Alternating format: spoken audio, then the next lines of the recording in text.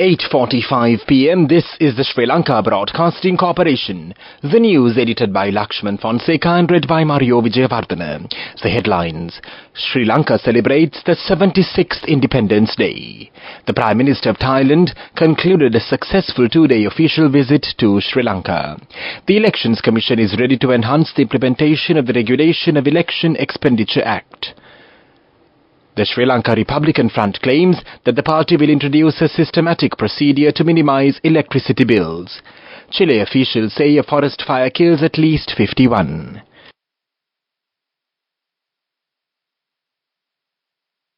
Sri Lanka celebrated the 76th Independence Day today in a solemn manner. President Ranil Wickremesinghe and Prime Minister Dinesh Gunawardena jointly presided over the celebrations at the Golf Face Green in Colombo on the theme Let's Build a New Country. The Prime Minister of Thailand, Srettha Thavisin, participated in the National Independence Day celebrations as a guest of honour on the invitation of President Wickremesinghe. The national anthem and the Jayamangala Gatha sung by a choir of 100 students enhanced the event, and meanwhile several world leaders including His Holiness Pope Francis, King Charles III of the UK, the US President Joe Biden, President Vladimir Putin of Russia, the Chinese President Xi Jinping, and the Indian President Draupadi Murmu congratulated Sri Lanka on the 76th Independence Day.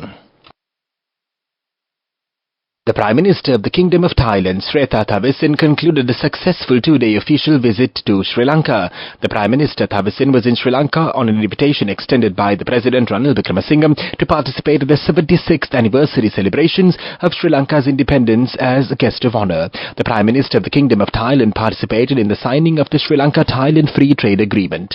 In addition, both parties renewed the Air Services Agreement originally signed in 1950 and entered into an MOU on cooperation in the gems and jewellery transaction sector. The Prime Minister was accompanied by the Deputy Prime Minister and the Minister of Commerce, the Deputy Minister of Foreign Affairs, the Permanent Secretary of Foreign Affairs and other senior dignitaries of the Thai government and a high-level business delegation.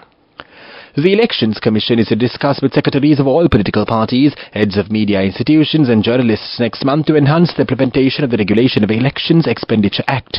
The chairman of the Elections Commission, R.N.A.L. Rathnayaka, said the commission had already concluded discussions with representatives of government institutions in this regard. He said discussions had been held with the commission to investigate allegations of bribery or corruption, the Auditor General's Department, the Attorney General's Department, the Inland Revenue Department and all election monitoring groups in Sri Lanka. He said the Commission has already gathered their concerns and suggestions to enhance the implementation of the Act to achieve the maximum benefit of the Act and fulfill its objectives. According to the Elections Commission, a newly introduced Act prohibits recognised political parties, independent groups and candidates from exceeding the authorised expenditure. The Act will also strictly prohibit political parties, groups and candidates from accepting donations or contributions from certain entities including government departments, foreign governments, companies with significant foreign shareholding or undisclosed persons. The Election Commission said the process is aimed at ensuring transparency and fairness in elections. This news broadcast comes to you from the Sri Lanka Broadcasting Corporation. Sri Lanka opposition parliamentarian and leader of the Sri Lanka Republican Front, Partili Champik Ranawaka, says that the party will introduce a systematic procedure to minimize electricity bills. He said the party will also provide extra concessions for the general public. The CEB should be closely monitored and systematically managed in this regard, and the government's responsibility is to equip entrepreneurs with the required infrastructure for starting new business endeavours. The parliamentarian noted that providing electricity at a concessionary rate is essential. Measures will be taken to sentence those found guilty of civil offences to house arrest. It will be introduced in a bid to control the rate of overcrowding in the country's prisons. The State Minister of Justice and Prison Affairs, Anuraga Jayaratne, said steps have been taken to draft the relevant laws in this regard. He said that the Legal Draftsman's Department is already working in this regard and the draft is slated to be presented in Parliament later this year. The State Minister also said that parallel to these measures, several acts including the Bail Act will have to be amended. The main news story is brought to you by Sinhala Mahatmya. The decision by the Ministry of Finance to fine 50,000 rupees on individuals above the 18 years of age path not obtaining a tax identification number TIN by the 1st of February was halted. The ministry said it has been decided to use a national identification number for initial registration processes in this regard. The ministry added the committee appointed has decided to convert TIN through the NIC number from the databases of the Departments of Registration of Persons and the Motor Traffic. Meanwhile, the Inland Department said that although a significant number of applicants had been received last month, they had only been able to complete 45,000 individual tax files and issue the respective TINs. The main news story was brought to you by Sinhala Vedamahatmya. And now in Watchlight, the National Dengue Control Unit states that 10,021 dengue cases were reported in January. During this period, the highest number of dengue cases has been reported from the Jaffna district. The number of dengue deaths recorded during this period is 4. The National Dengue Control Unit said the highest number of dengue-infected people has been reported from the Western Province, and it is 32.7% as a percentage. So far, 60 dengue high-risk zones have been identified across the country. The National Dengue Control Unit requests that if anyone has fever for more than 48 hours, they should be referred to a qualified doctor. Coming up, World News.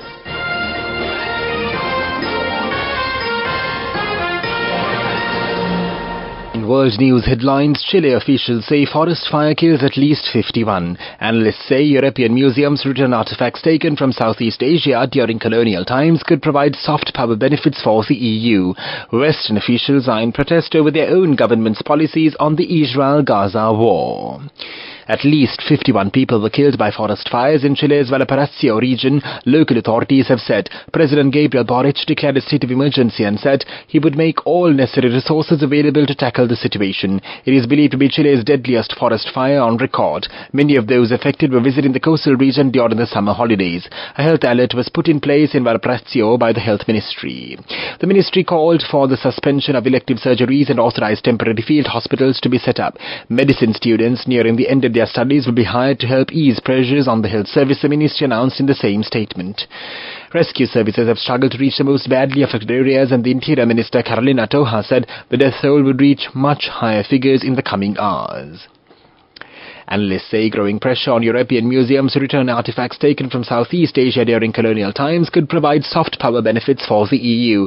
During Cambodian Prime Minister Hun Manet's state visit to France in January, President Emmanuel Macron pledged support for returning more Khmer artifacts to the National Museum of Cambodia. Macron is often cited as the first European leader to lend a voice to long-standing demands from Asian states for the return of their antiquities after he gave a speech in 2017 in which he said that he would hand back hundreds of artifacts to Indonesia and Sri Lanka. The Dutch government said in a statement the objects were wrongfully brought to the Netherlands during the colonial period, acquired under duress or by looting. The Naturalis Natural History Museum in the Dutch city of Leiden in 2022 sent back the remains of 41 prehistoric humans taken in the late 19th century from an archaeological site in northern Malaysia of a village that could be 5,000 and 6,000 years old. More than 800 serving officials in the US and Europe have signed a statement warning that their own government's policies on the Israel-Gaza war could amount to grave violations of international law. The transatlantic statement, copy of which was passed to the BBC, says the administrations risk being complicit in one of the worst human catastrophes of this century, but that the expert advice has been sidelined. It is the latest sign of significant levels of dissent within the governments of some Israel's key Western allies. And now the main points of the World News segment once again. Chile officials say forest fire kills at least 51. Analysts say European museums to return artifacts taken from Southeast Asia during colonial times could provide soft power benefits for the EU. Western officials are in protest over their own government's policies on the Israel-Gaza war.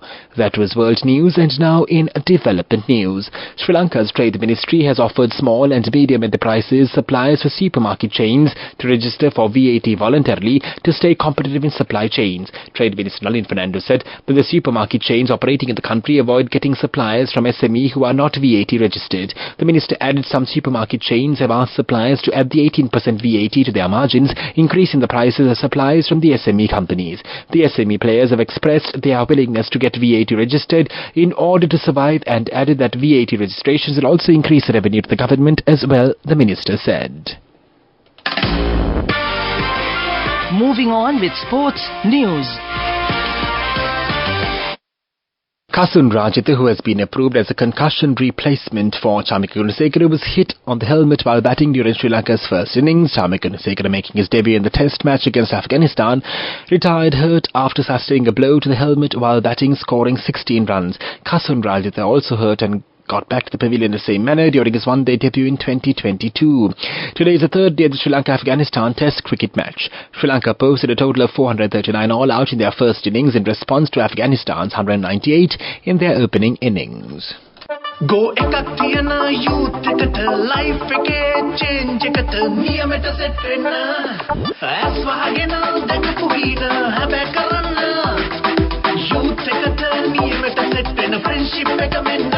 The all-new NSB Ithru Mithru account, NSB IAM, a plan for your dream. Business News, sponsored by National Savings Bank, the safest place for your money. The Ministry of Power and Energy is to call for expressions of interest internationally from interested strategic investors for the joint development of the Trincomalee oil tank farm. The Ceylon Petroleum Corporation and the Ceylon Petroleum Storage Terminals Limited Chairman Salia Wickramasuriya revealed the Ministry of Power and Energy would call for expressions of interest internationally for the development of the 61 oil tanks within the next few weeks. Business News, sponsored by National Savings Bank, the safest place for your money. Go ekak tiyana youth එකට life එකේ change එකට නියමෙට set වෙන්න ඇස් වහගෙන දැකපු හීන හැබැ කරන්න youth එකට නියමෙට set වෙන friendship එක මෙන්න. The all-new NSB Ithru Mithru account, NSB IAM, a plan for your dream. And now in economic news, Sri Lanka's Trade Ministry has offered small and medium enterprises suppliers for supermarket chains to register for VAT voluntarily to stay competitive in supply chains.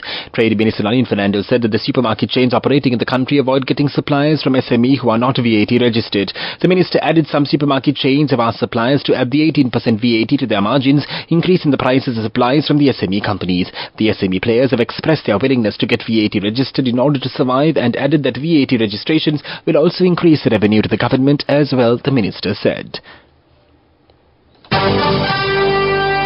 Weather report. The Met Department says several spells of showers will occur in the eastern and Duva provinces and in the Polonnaruwa and Mathura districts. A few showers may occur in the Anuradhapura, Mullaitivu and Hambantota districts. Showers or thundershowers will occur at several places in the western, Sabaragama and northwestern provinces and in the Kandy, Nuvara, Eliyagarla and Mathura districts after 2 p.m. Misty conditions can be expected at some places in the central and Sabaragama provinces and in the Garla and Mathura districts during the morning. That was with the report, and now the headlines of this news broadcast once again. Sri Lanka celebrates its 76th Independence Day. The Prime Minister of Thailand concluded a successful 2-day official visit to Sri Lanka. The Election Commission is ready to enhance the implementation of the Regulation of Election Expenditure Act. The Sri Lanka Republican Front claims that the party will introduce a systematic procedure to minimize electricity bills. Chile officials say forest fires kill at least 51. That concludes this news broadcast. You are with Radio Sri Lanka on a Sunday evening.